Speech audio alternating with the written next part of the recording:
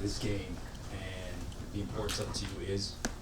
Well, you know, it's an in-state rival. Georgia Tech, been that way for years, gonna continue to be that way. And like I said, this is more of a pride game than anything. You know, you want to pride ourselves on running this state, so we definitely want to come out on top.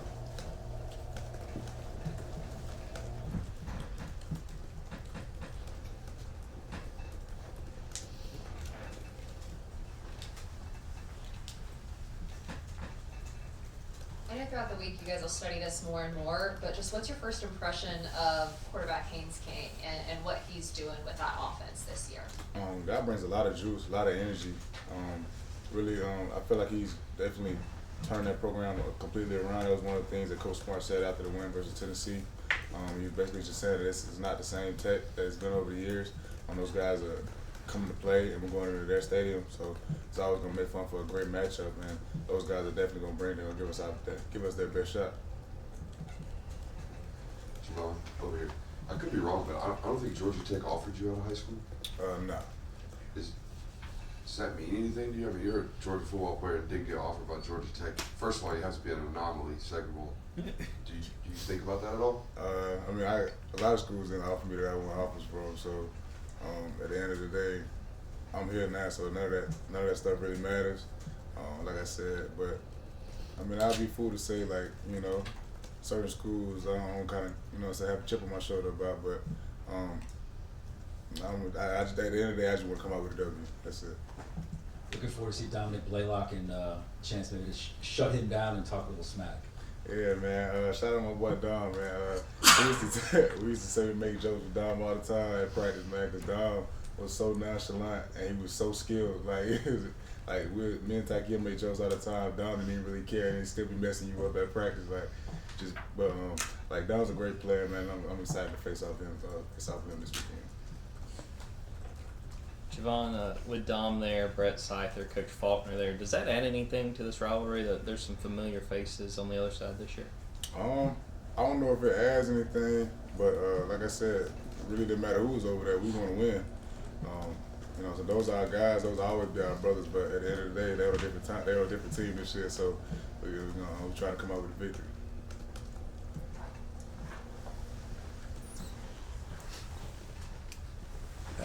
It's Coach Smart has gotten to where he's joking about the first score per game, the other team scoring first and all that. I'm sure that's something you guys would like to change. But specifically to Tennessee, what was the breakdown on that? And then what have you guys been able to do so well to where it ends there? In-game adjustments, man. In-game adjustments. You gotta like this group is different, man. You through the past defenses, man. You got one legendary defense. You got last year who was just felt like underdogs, and then this year it's just like, you know, we don't really know what's going on, especially on the first drive. But like I said, we mastered the in-game adjustments, man, and like really just stopping. I don't think we was in the right play call for the thing that they ran, but like I said, the guy straight shot, man. He hit it and he was off to the races, but. That's something we got to work on, man. We can't do the things that we want to do while giving up first drive touchdowns, let alone first play. Yeah. Yeah, you're someone who came in with Kamari and obviously know him well. This season in particular, where have you seen him sort of come along the most and make improvements in himself with the season that he's had? Really just, I mean, the guy comes in to work day in and day out. He's one of those guys that loves football. You know, I live with him, so we connect on a personal level, man. So it's just like his attention to detail, the way he does walkthroughs, the way he takes notes, you know what I'm saying, the way he guides the younger players, man. It's a true testimony of what really hard work gets you, and he's gonna get everything that he's, you know what I'm saying, worked so hard for, because the dude just comes in and works day in and day out, and it's a pleasure to play with him.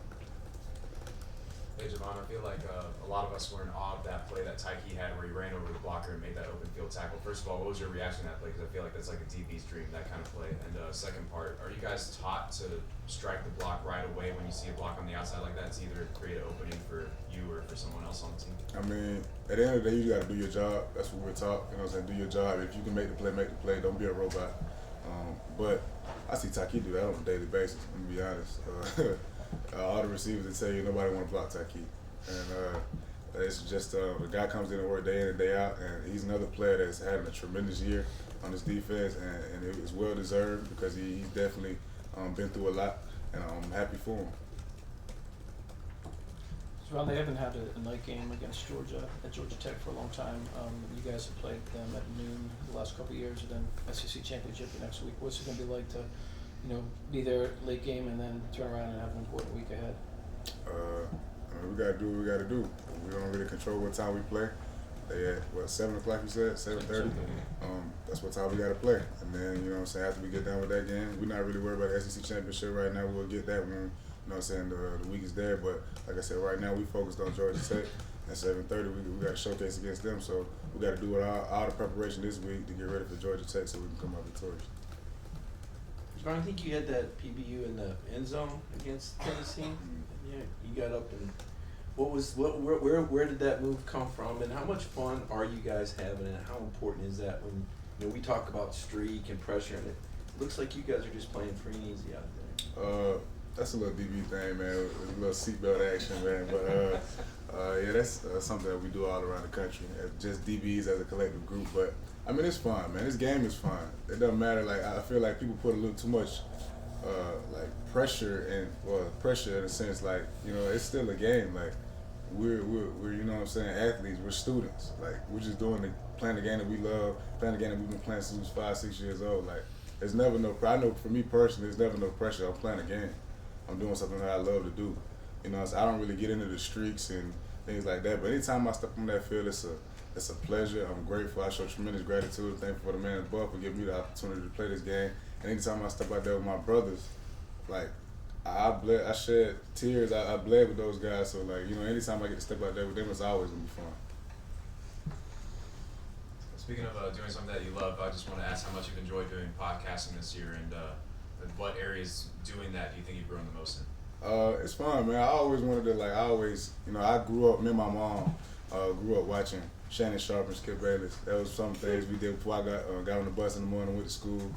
We used to watch Shannon Sharpe and Skip, and like that was our little thing, man. So really just broadcasting is always something that, like, especially the podcast, just be open, be yourself. I feel like the people really don't really get to see our personalities outside our helmet, outside our shoulder pads and things like that. So that's just another way for me to, showcase personality along with my brother Jackson.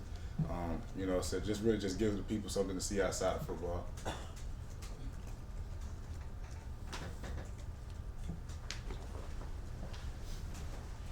What have you seen out of Jalen Kilgore this year? I know you guys are good friends. He's balling out at South Carolina. Just his development and just that relationship, you guys both being from around the Millersville area. I talk to him frequently, so I talk to him here and there, especially when we get a chance. I remember he was coming back. I forget what game it was when he caught his first interception versus Tennessee. Man, I was watching it on the bus, and really just I knew he was gonna be great from the moment we came out together. Man, it was just his work ethic since he was a child. Man, like he comes from a great family, great brothers. Those guys paved the way for him. Great, like I said, great family, great father, mother as well. Man, just knowing where he came from, I knew he was gonna be special, man. And he's continued to do special things, and I'm proud of him, tremendously proud of him. Got time for 2 more questions. First, I hope you have a long football career because I don't want you coming from a job. Secondly, with Thanksgiving approaching, just curious what you're thankful for. Thankful for everything, man. I'm thankful for this team, this organization. Thankful for my family. Thankful to be in front of y'all today, man. I'm thankful to have breath.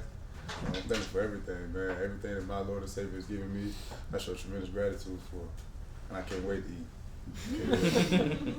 Obviously, the joy of the game is going to be part of the answer here, but when Kirby has talked in the past about teams getting complacent and that being the enemy, obviously that's not an issue for you, but collectively, how do you think this team has avoided that and stayed on that hunter mentality? Is it being humbled by the opening drives? Is it knowing there's so much more you can do to get better still?